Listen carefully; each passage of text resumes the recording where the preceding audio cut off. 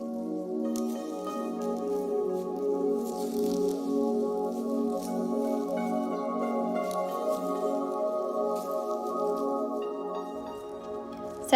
International World Yoga Day, an hour-long yoga session was conducted for students in Bengaluru.